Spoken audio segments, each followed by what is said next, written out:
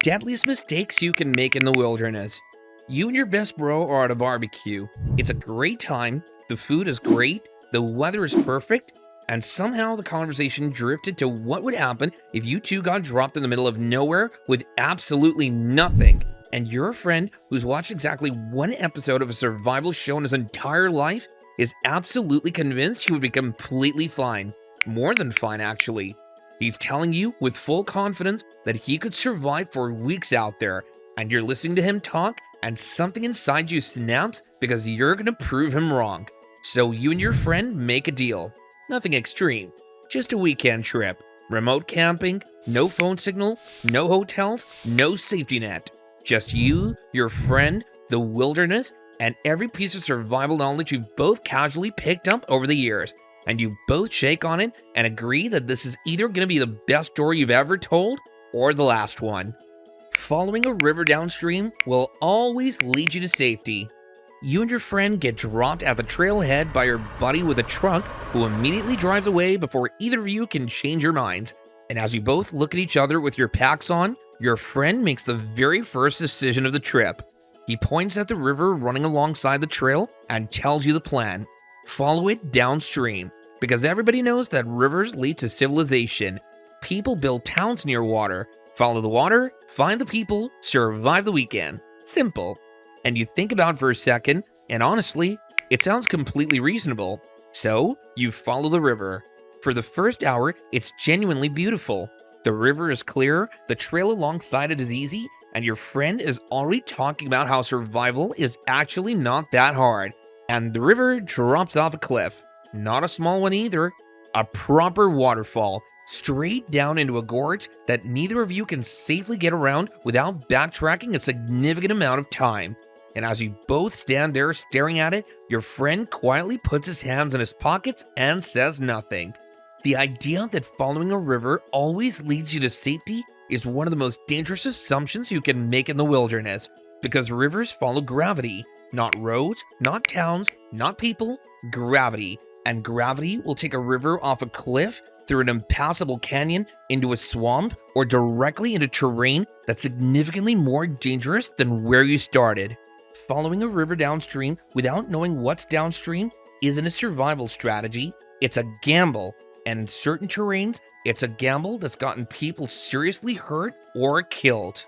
The better move is to get to high ground first. Get a visual of the landscape around you. Understand what you're working with before you commit to a direction, because a river might eventually lead you somewhere helpful, but it might also lead you somewhere you can't come back from. You and your friend reluctantly backtrack, both pretending that the waterfall thing was kind of cool actually, and regroup. You can always start a fire with 2 sticks. It's been a few hours and the sun is starting to go down faster than either of you expected. And both of you agree that the first priority right now is getting a fire going. Warmth, light, morale. Fire is basically everything out here, and your friend, with the confidence of a man who has seen this done in a movie once, picks up 2 sticks and gets to work. You give it maybe 4 minutes before you start questioning everything. 20 minutes later, 20 minutes later. Your friend has produced a small amount of smoke exactly once, an impressive collection of blisters on both palms, and absolutely no fire. And now he's passing the sticks to you like this is somehow your fault. And here's the thing. Friction fire is a real technique. It works. People have been doing it for thousands of years. But what movies and TV get very wrong is how difficult it actually is in practice. The wood species matter enormously, the moisture content of the wood matters enormously, the technique matters enormously, the tinder you're using matters. And if any one of those variables is off, you're just 2 people rubbing sticks together in the dark, feeling increasingly bad about your life choices. In a real survival situation, you do not want to be betting your body heat on your ability to perform a skill that takes most people dozens of hours of practice to reliably pull off. Which is why the single best thing you can pack for any wilderness trip, regardless of how experienced you are, is a lighter, and then a backup lighter, and if you're your friend, a 3rd lighter just in case. The real mistake here isn't failing to start a friction fire. The real mistake is not having a reliable ignition source before you ever left the house. Luckily, you find a lighter in the very bottom of your pack that you forgot about, and within a few hours, you have a fire going. Your friend acts like this was the plan all along. Drinking from a clear, fast-moving stream is safe. You both wake up the next morning feeling okay. The fire kept you warm, you got some sleep, and the morning light makes the whole situation feel a lot more manageable. But you're both thirsty, and as if the universe heard you, there's a fast-moving stream about 30 feet from where you're camped, and your friend's already walking toward it. You ask him if he's sure about this, and he tells you that moving water is clean water. That's just how it works. Still water gets contaminated, moving water cleans itself. He's fully committed. He cups his hands and takes a long drink and looks back at you like he did something impressive. And for the next 6 hours, he's completely fine. So you start to wonder if maybe he was right. And then hour 7 happens. Here's what your friend did not account for.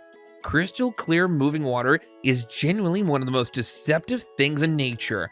Because it looks clean, it feels clean, but upstream from where you're drinking, there could be a dead animal, there could be animal waste, there could be any number of bacteria or parasitic contaminants you can't see, smell, or taste. Giardia, for example, is a microscopic parasite that lives in wilderness water sources and causes a level of stomach distress that'll make you feel like your body is staging a revolt, and it's present in water sources that look absolutely perfect. The speed of the water and the clarity of the water tell you nothing about what's actually in it. Nothing. The only water you should be drinking in a survival situation is water that's been boiled, filtered, or chemically treated, full stop. Your friend spends the next portion of this trip significantly less confident than he was before and considerably closer to the bushes. You should ration your water to make it last. Now here's where things get a little counterintuitive, because by midday, both of your water supplies are running lower than you like, and your friend, having learned absolutely nothing from this morning, decides to take charge of the situation, and his plan is rationing. Small sips only, spread it out, make it last as long as possible. And this sounds smart, it sounds disciplined, it sounds exactly what a person who knows what they're doing would say. And it's also exactly wrong, because your body doesn't work on a rationing schedule. Your organs, your brain, your muscles, they need water right now to function correctly, not later, right now. And the moment you start rationing water in a situation where you're exerting energy, you're speeding up the effects of dehydration while also making yourself less capable of solving the situation you're in. The correct approach is to stay hydrated enough to think clearly and keep moving, because a dehydrated brain makes worse decisions, and worse decisions in the wilderness compound quickly into very serious problems. The goal is to find your next water source, purify it, and drink it, not to sip sparingly from what you have while your judgment slowly gets worse. You try to explain this to your friend. He listens to about half of it and then takes a very small sip of water to prove a point. Shelter can wait. Finding food is the priority. By mid-afternoon, you and your friend have a decision to make. The clouds are rolling in, the temperature's dropping noticeably, and you need to figure out what to do before dark. And your friend has decided that the priority right now is food. He hasn't eaten since this morning, and he's very unhappy about it. He wants to find something to eat before you set up camp. And here's why that argument is going to cost you. In a survival situation, your body can go significantly longer without food than most people think. The human body can survive weeks without food under the right conditions, but hypothermia can kill you in a matter of hours. And right now, with the temperature dropping and weather moving in, the single most important thing you can be doing is building or finding shelter. Because shelter isn't just about comfort, it's about keeping your core body temperature where it needs to be, and the moment that temperature starts dropping, your body starts pulling resources away from your extremities to protect your vital organs. Your decision-making deteriorates, your fine motor skills deteriorate, and eventually your ability to do anything useful deteriorates right along with them. Your friend's stomach isn't in danger, his body temperature is. You win this argument on the basis that you're more stubborn than he is, and you spend the next hour building a debris shelter against a fallen tree. Your friend helps, reluctantly, and when the rain starts 45 minutes later and you're both dry underneath a surprisingly solid structure made of branches and leaves, he says nothing, but you can tell he's grateful. If you're lost, keep moving to cover more ground. The next morning, the rain has stopped, and you and your friend have a new problem. You're not entirely sure where you are anymore. The rain wiped out some of the visual landmarks you were using, and your map, which neither of you have been consulting nearly enough, is giving you two different interpretations depending on which one of you is holding it. Your friend's solution is immediate and delivered with total confidence. Keep moving, cover ground. The more area you cover, the more likely you are to find something recognizable.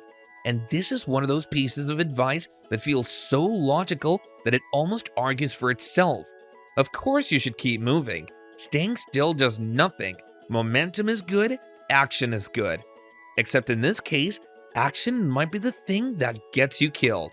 When you're lost in the wilderness, the single most helpful thing you can do for anyone who might be looking for you is stay where you are.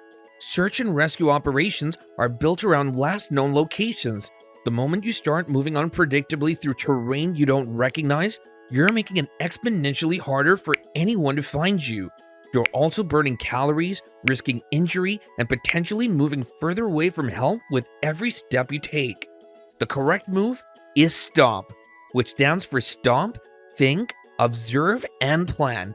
Stop moving, think about what you actually know, observe the environment around you, and make a plan based on real information rather than the very compelling but very dangerous urge to just do something.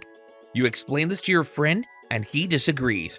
You sit down on a log to demonstrate your point. He walks in a circle for about 10 minutes and then comes back and sits next to you. Neither of you say anything for a moment. And then, in the distance, you both hear something. The sound of a road, a car engine, maybe half a mile away.